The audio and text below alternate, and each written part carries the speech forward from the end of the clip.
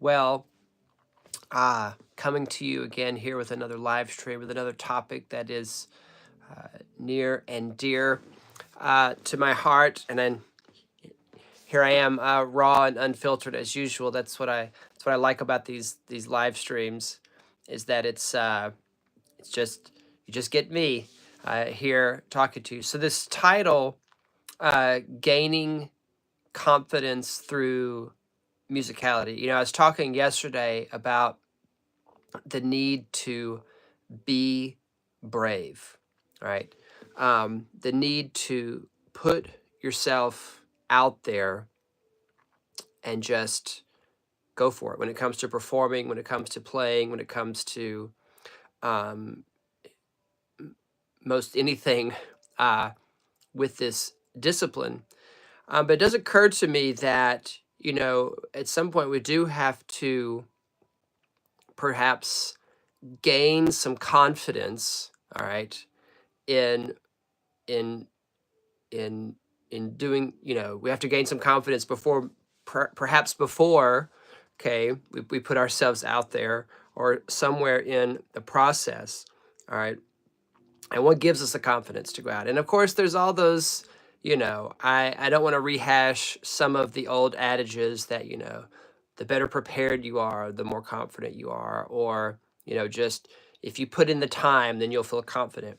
Because I don't think that's always the case. I mean, I can tell you many times where I've practiced and practiced and practiced and still didn't feel confident. And there was other times when I maybe perhaps didn't practice as much and I was more confident. All right. So the confidence piece comes from something else. I guess that's what I want to talk to about. And it really does go hand in hand with musicality. And I do have some other concrete things here I want to share with you maybe that I think would help with our confidence. I have some tea here. Wait, let me get my tea here. My organic green tea. How's everybody doing out there? My Zevia. Here we go. Not sponsored. Here we go. Refreshing. And I was dressed up to go skiing. We didn't actually end up going skiing. I was supposed to go skiing today. I guess this is partly why I was on mine. I do have a story about that, about the skiing. I'll tell you in a second. Speaking of speaking of confidence and trying new things, a very, very valuable lesson I learned actually one time when I was taking a skiing lesson before. Anyway, so where does actual confidence come from when we are learning to play? I think that the most confidence comes from when we make decisions, okay? They could be technical decisions, they could be musical decisions, they could be decisions about anything. What kind of color should something sound?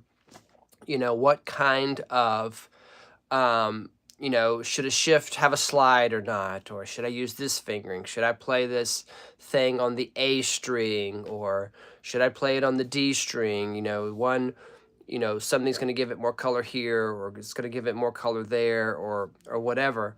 And as we go through this practice, what we tend to do, all right, especially as students, is, of course, the dreaded, we just play stuff beginning to end, right? We say we're just trying to learn the notes, right?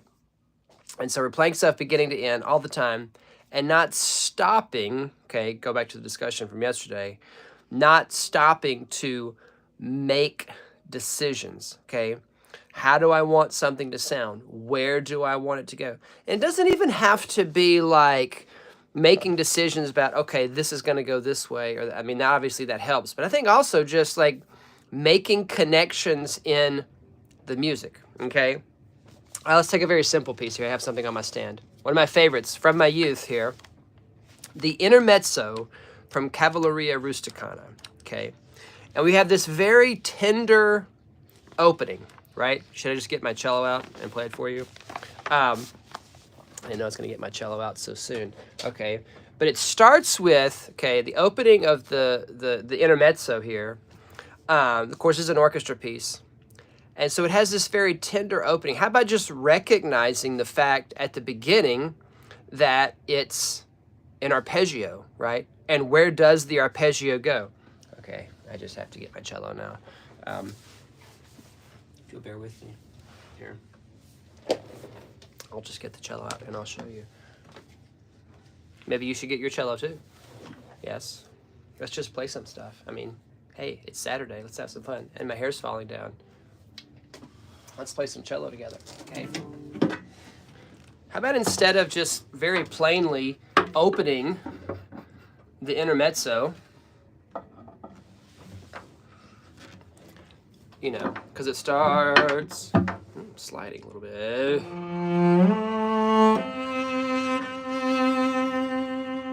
Let's make some decisions, right?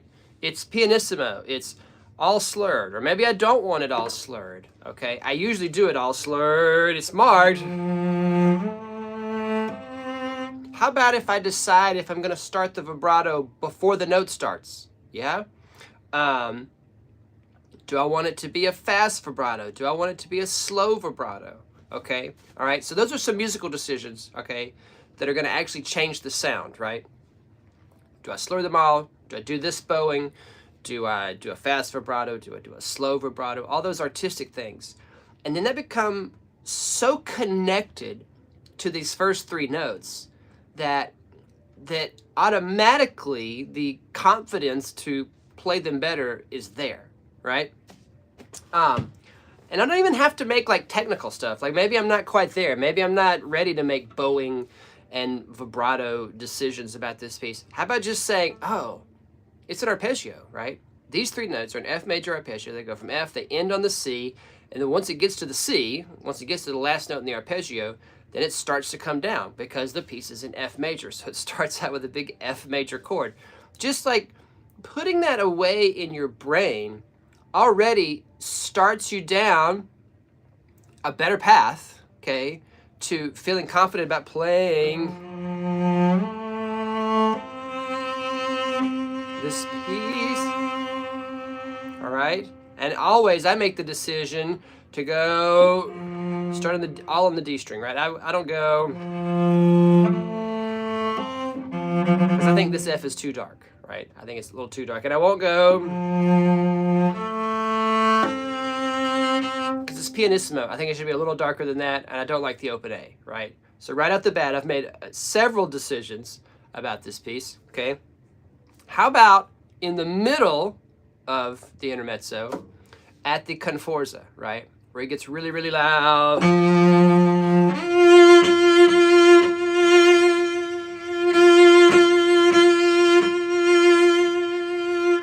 And again, I slur all those together.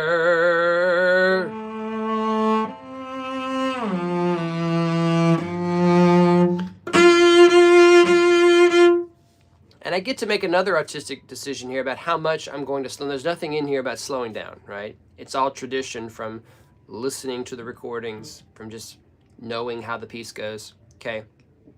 And so I have to decide how much I want to slow down on all these F naturals.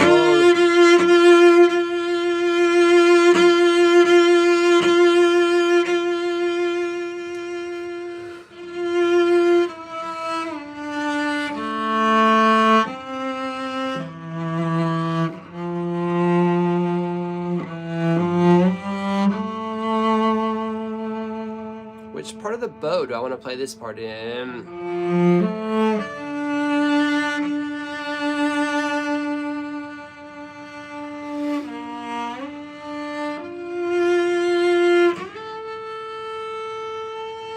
Do I want to start that note with a harmonic? I always do, all right, because it's a big shift and a very, very tender moment. I want to make sure that I get it in tune and the harmonic happens to fit, okay? If the harmonic didn't fit the music, all right, just your own personal taste, all right, I would definitely shift up to a stop string there. And a little vibrato to the end, okay, all right? Now there is the, there is the functional part of confidence that I've played this piece like 1,000 times, all right? There, of course, is that, all right? Going back to the discussion yesterday about being brave, they kind of, these two things kind of feed each other, right? You have to put yourself out there, and go and perform and go and play and let yourself be invited to go play. And then that, you know, gives you the confidence later to do it again, right? But of course, it's like, which comes first?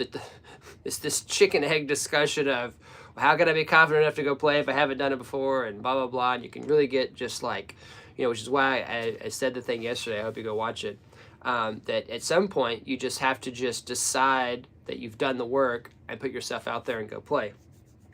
And no matter what piece, you know, you're looking at, again, make these decisions, all right? Decide what you want from the piece, decide what the piece is doing, decide, you know, how, you know, how you want to go. Somebody says, can you play Haydn in C? Actually, I can. I have a student working on that. Let's make a few decisions, but there's some hard stuff in there, yeah? Haydn C definitely has some things. I was just watching a talk recently, and the person was talking about, you know, chords, and not always just playing them 2 and 2, right? When you have like an opening chord that has 4 notes in it. So there's a decision right off the bat from the very first thing that happens in the Haydn C major concerto, which is, am I going to do 2 and 2? Am I going to try to, you know, what do you mean by that is, you know, am I going to go 2 notes and 2 notes? Or am I going to try to be a little bit more rolling with the chord here?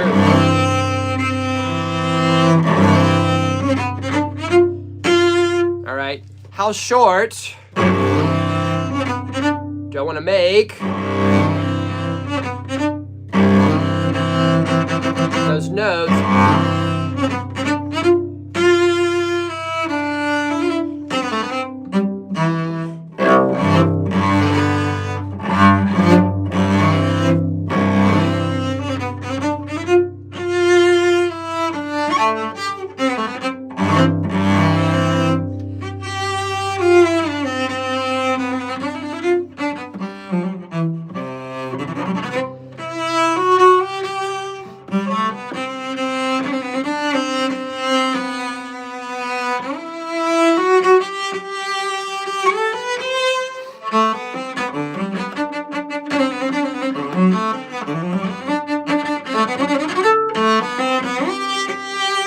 Anyway, so forth and so on.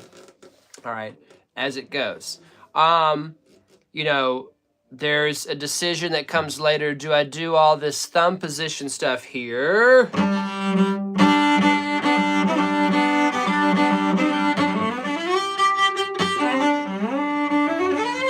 All right, and then there's all the shifting that goes up there. Or do I do it here?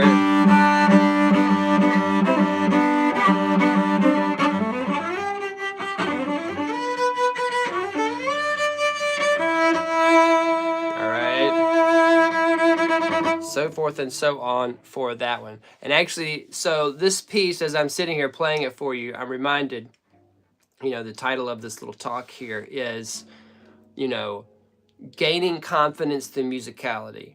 And something that's been on my mind here, because ultimately, I think, you know, the thing that's always kind of missing, and, you know, we love cello, we play cello, and whether we're conscious of it or not, I think we're always aware in the back of our mind when that musicality musician piece is missing, okay? And often it is missing. Now, I'm not saying, you know, that, you know, music is some sort of magic wand and you just wave the music wand over yourself and you're going to play amazing. I know people would laugh at that. There is actually a little grain of truth to that. But what I am saying is that there is something about playing musically that does help us be more confident in our performance, okay? And what helps us be more musical? Well, being more rhythmical, practicing with the metronome, okay, all right. But also this finger action. This is what's been on my mind so much. I do have a full-length video here coming soon to the channel about this, but I thought I would share it with you here. And actually, I was just in a professional development session yesterday, and we were listening to an Irish fiddler, and she was talking about how most of the inflection, I mean, and when I say most, I mean, 90% of all the music making and inflection, all the little things she's doing there to make it sound Irish, to make it sound characteristic, it's all coming from this finger action on the bow, right? It's, this is where so much music happens. And it's one of the most neglected things in our development, right? Because we tend to, especially as students, this is too stiff. We haven't gained the independence from the rest of the arm. We're bowing very stiff or we're bowing crooked. This action here, though, even as I'm, because all along the bow stroke, all along the playing, I am manipulating this bow, finessing this bow into the string to get exactly what I need. If these fingers are stiff and I started this hide and seek, it would sound like this. All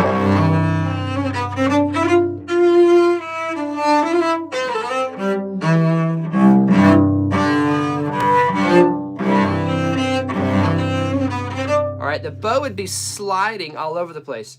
What allows me to catch the notes is that I'm holding the bow in these flat parts of my fingers here, okay, and constantly flexing and changing and adjusting. This action, it's not just one aspect of the bow stroke or bow hold. It's the thing, right? It is it is quintessential to everything that we do. And I've started addressing it separately. I've talked a lot here on the channel about loosening this up and how this wrist has to move like this and it has to be independent from the rest of the arm. But you're going to hear me say a lot more in the future about this action right here.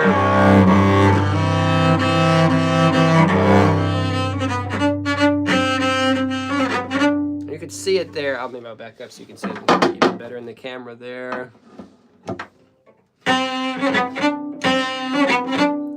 These fingers are flexing so that I can dig into the string.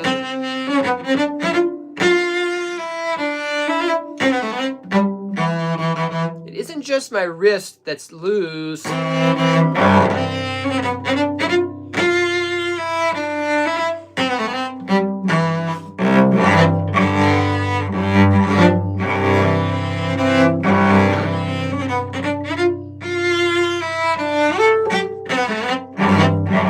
Now, why would they give me confidence? Because it's a better sound, all right? It's a better sound. It's a more musical sound. Other people are going to notice that it's a better sound. I'm going to notice, okay? Even if I'm a novice, even if I'm a beginner, and maybe I can't quite, no pun intended, put my finger on it.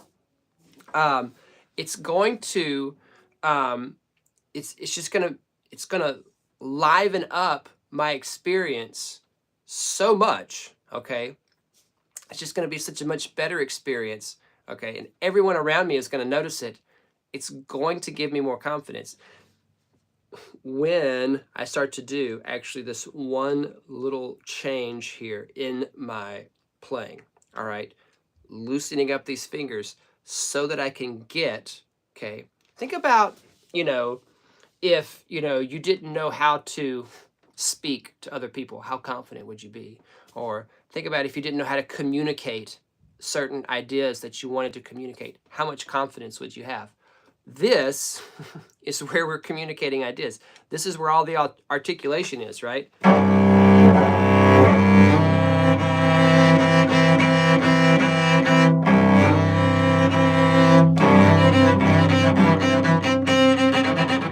right, over here in the bow.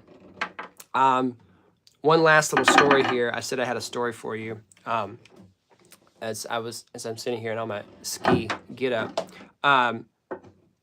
I actually had a lesson once, and I was falling all over the place. And my teacher said, "That's good. It's good that you're falling." I'm like, "What?" Speaking of building confidence, I said, "What are you talking about?" He said, because he was trying to teach me something new. He was trying to get me to move my, legs and feet in a new and a different way there. And he said, I know that you were trying it, like really, really trying to do it. I said, I know that because you fell, right? I mean, it's, if something is, we're so afraid of the falling part, right? We're so afraid of the messing up part.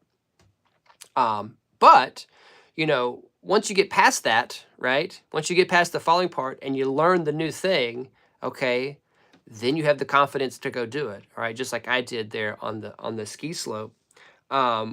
This confidence to turn a little faster, go down a slightly, more difficult hill, whatever. All right. But it's so hard to get past that initial step of trying new things. Anyway, it's just a story that always sticks out in my mind big time. All right. That's all I have for you here. Thanks for hanging out here on the live stream. And, if you guys ever have topics for the channel, always happy to address those either in the comments or replying to a question or making a video about them. Again, I got something coming soon all about this, all right, because this is what's on my mind lately. This is what I'm pushing here in the studio and pushing with everybody, is to get this more involved. Okay, this is where the music happens, and it's just funny that I just saw it yesterday from this other professional player in a completely different context, right? All Irish fiddle music. It was no classical music whatsoever, but it's the exact same thing. She's like, yeah, everything's happening over here to get the inflection, to get the articulation. All right, have a great rest of your weekend wherever you are in the world, and I will see you guys next time.